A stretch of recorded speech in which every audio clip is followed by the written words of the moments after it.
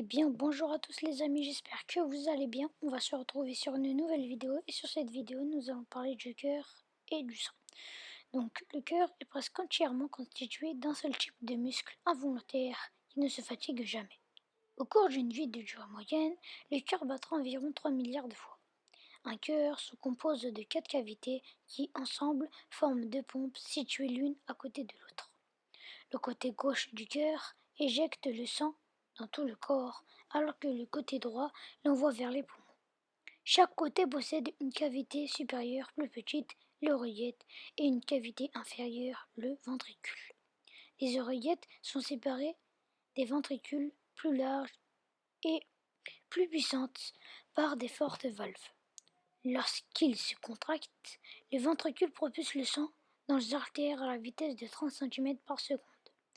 Donc, je vais vous donner des statistiques maintenant.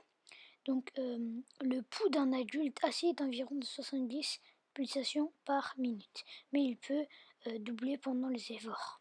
Le rythme cardiaque est contrôlé par le cerveau grâce au système nerveux, mais lorsque nous sommes excités ou effrayés, ce rythme peut s'accélérer à cause des hormones libérées dans la circulation sanguine. Donc là, on va passer au sang. Donc, le sang éjecté à chaque pulsation n'est pas qu'un simple liquide rouge.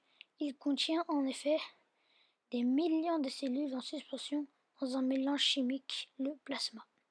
Les globules rouges représentent environ la moitié du volume sanguin. Ils ont pour mission de transporter l'oxygène et leur forme particulière de beignet leur donne une assez grande surface pour l'absorber. Les globules rouges captent l'oxygène dans les poumons où il est en abondance et le relâche dans les cellules où il est le plus rare. Le sang transporte un autre gaz que l'oxygène, le dioxyde de carbone. Produit par les cellules, produit par les cellules, le dioxyde est amassé dans le plasma et doit retourner dans les poumons pour y être évacué par les alvéoles pulmonaires. Le sang contient également des globules blancs, moins nombreux que les globules rouges.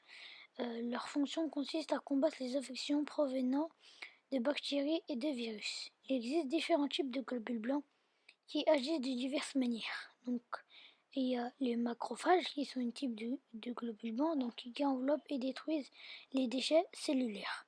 D'autres globules sécrètent des substances particulières, les anticorps.